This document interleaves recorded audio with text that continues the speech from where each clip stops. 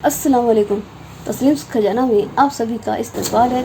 आज हम बनाने जा रहे हैं मार्केट जैसी फूली हुई और खस्ता मूंग दाल कचौरी, जिसे हम घर पर बहुत ही आसान तरीके से बना सकते हैं।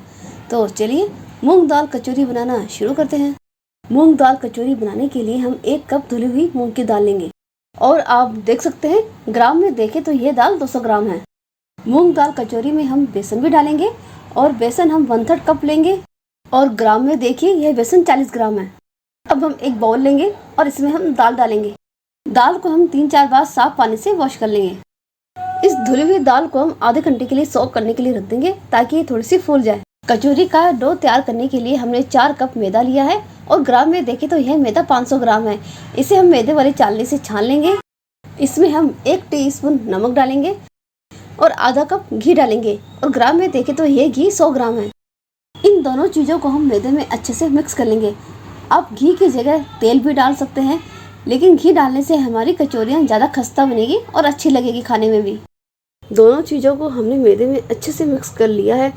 मैदे में घी या तेल इतना डालना है कि जब हम आटे को हाथों में लेकर इसे बांधें तो ये अच्छे से बन जाए।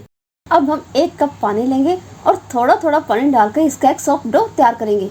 ml में यह पानी 250 ml है।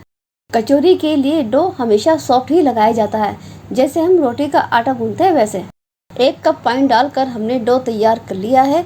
अब हम डो को ऊपर से नीचे 7 से 8 बार पटकेंगे। ऐसा करने से हमारा डो चिकना हो जाएगा और ऐसा करने से हमारी कचौरियाँ फूली हुई बनेंगी। अब हम इस डो को किसी नम कपड़े से ढककर रख देंगे। अब हम कचौरी के लिए स्टफिंग की तैयारी कर लेते हैं। हम एक फ्राई पैन लेंगे, इसमें हम आधा कप तेल डालेंगे और तेल को हम गर्म होने देंगे। तेल में हम 1.5 टीस्पून सौंफ, 1.5 टीस्पून साबुत धनिया और 1 टीस्पून जीरा डालेंगे। गरम तेल में हम ये तीनों चीज़ें डाल देंगे और फ्लेम को हम लो कर देंगे। यदि तेल बहुत ज़्यादा गर्म हो जाए तो ये चीज़ें ना डालें, नहीं तो ये तीनों चीज़ें जल जाएंगी। तेल को थोड़ा ठंडा कर लें, फिर उसके बाद ही ये डालें। ये तीनों चीज़ें तड़कने लगी है और इनका हल्का सा कलर भी चेंज हो गया है। तो अब हम इसमें बेसन डाल देंगे। बेसन को भी हमें लो फ्लेम पर ही 3 से 4 मिनट के लिए भूनना है, जब तक कि इसका कलर चेंज ना हो जाए या फिर इसमें से हल्की सी खुशबू ना आने लग जाए। बेसन को हमने अच्छे से भून लिया है।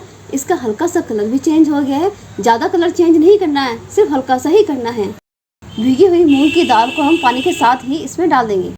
फ्लेम को हम हाई कर देंगे। इसमें हम 2.5 टीस्पून नमक डालेंगे। इसमें उबाल आ रहा है, गैस की फ्लेम को हम लो कर देंगे। इसमें हम आधा टीस्पून हल्दी पाउडर डालेंगे और 1.5 टेबलस्पून लाल मिर्च पाउडर डालेंगे। इन सभी चीज़ों को हम दाल में अच्छे से मिक्स कर देते हैं। दाल का पानी थोड़ा कम हो गया है और दाल हमारी थोड़ी थोड़ी फूलने लगी है।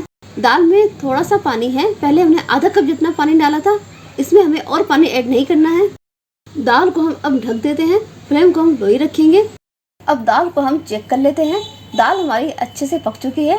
दाल को हमें इतना पकाना है कि जब हाथों में लेकर हम इसे मसलें तो ये अच्छे से मसली जाए। दाल को हमें बहुत ज़्यादा गलाना नहीं है। जिस तरह से हम सूखी दाल बनाते हैं तो दाल को हम खड़ी खड़ी रखते हैं, तो वैसे ही रखना है।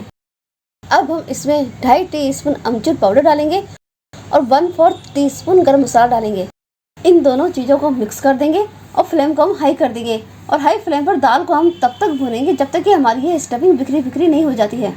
आपने देखा पहले यह मसाला फ्राई पैन के चारों तरफ कैसे चिपका हुआ था, लेकिन भूनते भूनते दाल का मसाला अपने आप ही उतर गया है। इसका मतलब है कि हमारी दाल की बुनाई होने वाली है। आप देखिए भूनते भूनते हमारी स्टफिंग ड्राई हो गई है और बिखरी बिखरी भी हो गई है। इसका मतलब है कि हमारी दाल की बुनाई हो चुकी है।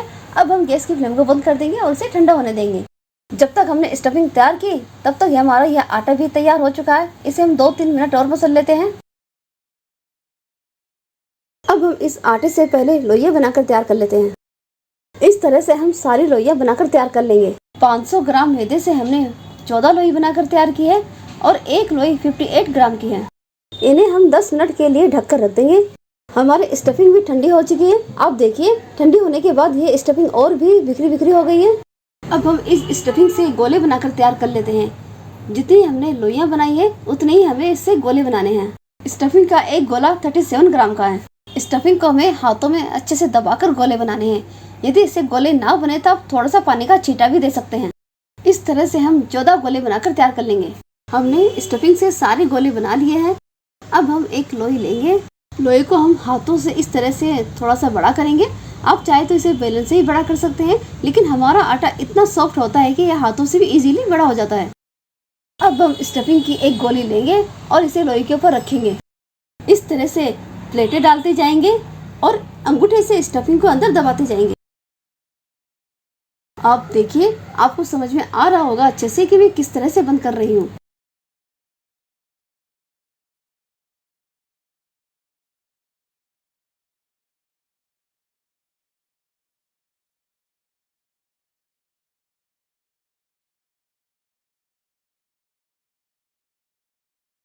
लोई को ऐसे गोल गोल घुमाते हुए थोड़ा सा आटा हम ऊपर से निकाल देंगे, एक पिंच जितना। थोड़ा सा आटा ऊपर से निकालने से यह होता है कि ये अच्छे से सील हो जाती है, तेल में जाने के बाद बिल्कुल भी नहीं फटती है। आप भी इस तरह से कचौरियों को बंद करेंगे तो आपकी एक भी कचौरी तेल में नहीं फटेगी और बहुत ही अच्छी बनकर तैयार होगी। सभी लोइयों में हम स्टफिंग डालकर तैयार कर लेंगे। अब हम एक स्टफिंग डाली हुई लोई उठाएंगे और इस तरह से थोड़ा बड़ा करेंगे। मैंने कचौरी को हथेली जितना बड़ा बनाया है। चारों तरफ से इसे गोल कर देंगे। जिस तरफ से हमने कचौरी को बंद किया है वो हिस्सा हमें तेल में डालते वक्त नीचे की तरफ रखना है। कचौरियाँ तेल में डालते वक्त तेल बहुत ज़्यादा गर्म नहीं होना चाहिए, इतना गर्म हो कि हल्के से बुलबुले से उठे बस। बहुत ज़्यादा गर्म तेल में कचौरियाँ फ्राई करेंगे तो कचौरी के ऊपर बबल्स आ जाएंगे, जिससे कि हमारी कचौरियाँ दिखने में अच्छी नहीं लगेंगी और अंदर से कच्ची भी रह जाएंगी। फ्लेम को हम लो रखेंगे और इन्हें हम अभी नहीं हिलाएंगे जब तक कि अपने आप फूल कर ऊपर नहीं आ जाती हैं। आप देख रहे हैं धीरे धीरे कचौरियाँ ऊपर आ रही हैं। हमारी सारी कचौरियाँ ऊपर आ गई हैं। अब हम इन्हें पलट देंगे। ये बहुत ज़्यादा सॉफ्ट होती हैं, यदि हम इन्हें पहले ही पलट देते तो ये बिखर सकती थी। अब हम फ्लेम को मीडियम कर देंगे। 2-4 मिनट में हम कचौरियों को उलट पलट करते रहेंगे ताकि दोनों साइड में कलर सही आए। आप देखिए हमारी कचौरियाँ कितने अच्छे से फूल रही है और इन पर हल्के हल्के क्रैक्स भी आ रही हैं। इसका मतलब है कि हमारी कचौरियाँ परफेक्ट बनकर तैयार होंगी। हमारी कचौरियाँ फ्राई हो चुकी हैं, इन पर कलर भी अच्छा आ गया है। इनको फ्राई होने में 15 से 20 मिनट लगे हैं। अब हम इन कचौरियों को निकाल लेते हैं। इसी तरह से हम सारी कचौरियों को फ्राई कर लेंगे। सभी कचौरियों को हमने फ्राई कर लिया है। इन पर कलर भी अच्छा आया है और बहुत ही शानदार लग रही है और सभी कचौरियाँ हमारी फुली हुई बनकर तैयार हुई हैं। आप देखिए हमारी किसी भी कचौरी पर बबल्स नहीं आए हैं क्योंकि हमने इन्हें लो टू मीडियम फ्लेम पर फ्राई किया है। इसलिए मैं एक कचौरी आपको तोड़ के दिखा देती हूँ और इसकी आवाज़ भी सुना देती हूँ कि ये कितनी खस्ता बनकर तैयार हुई है।